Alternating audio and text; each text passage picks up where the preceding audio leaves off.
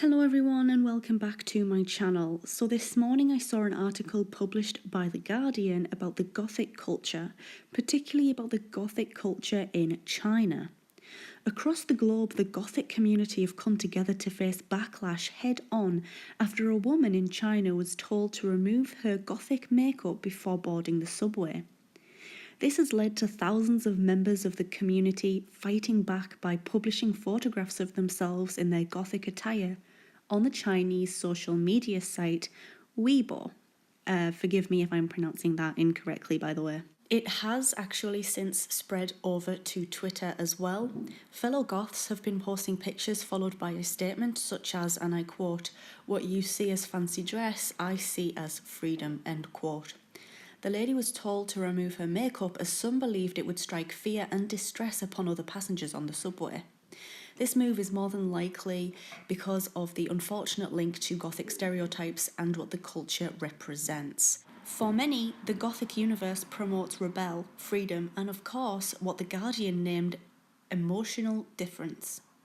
Many Goths listen to heavy metal music, which has for a very long time been linked with aggression and Satanism. The culture has even been targeted by many media outlets, labelling Goths as a, quote, dangerous cult. People are murdered because they were part of the Gothic culture. I personally was never a Goth, but I do very much enjoy the culture. I find it interesting and very unique compared to other labels in the world. In my school, it was always uncool to be a Goth, and it was often linked to self-harm, anxiety, depression, and just general poor mental health. People were being unable to control their emotions if they were a Goth. That is how they were seen. I understand some people may not be into the whole, Gothic scene, and that's fine. However, I'm not sure why we had to stop these people who wish to represent themselves like that. Why would we stop those people from being who they want to be? I mean, perhaps this was a simple misunderstanding, or perhaps it was something much more than that. At the present moment, I believe the woman who was told to remove her makeup in China is unnamed, but this has sparked quite the controversy across the globe. The subway in China has since apologised for this situation, and I hear that they have actually suspended the person who was involved. Apparently, the female security guard at the subway called her manager over and said that the lady's makeup was, quote, problematic and really horrible, end quote. On the Chinese website Sina News, again, I'm very sorry if I am mispronouncing that, it did state that it is not the first time that this particular subway in China has been caught in this kind of controversy.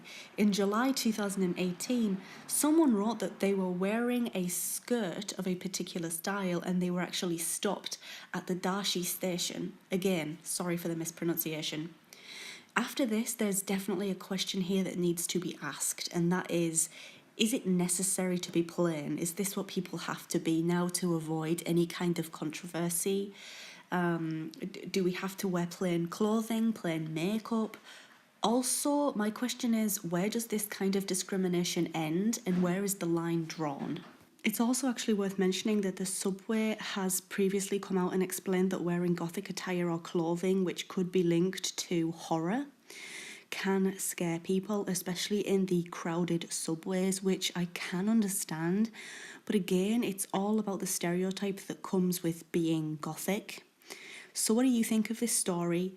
To me, it was a very interesting story, especially because it's set not here in the UK, it's over in China, and it isn't somewhere that's close to me, and it's not a culture that I am very familiar with. So if you are familiar with the Chinese culture and their thoughts and opinions on this kind of thing, then please let me know down below, as I know that much of this was kind of difficult to translate. I'll also leave a few links that I used to create this video in the description box down below. So is the Gothic culture a big no-no in China? Let me know in the comments section. And I hope you enjoyed this video. If you did, make sure to leave it a thumbs up. If you're new here, click on that subscribe button, and I hope to see you in my next video.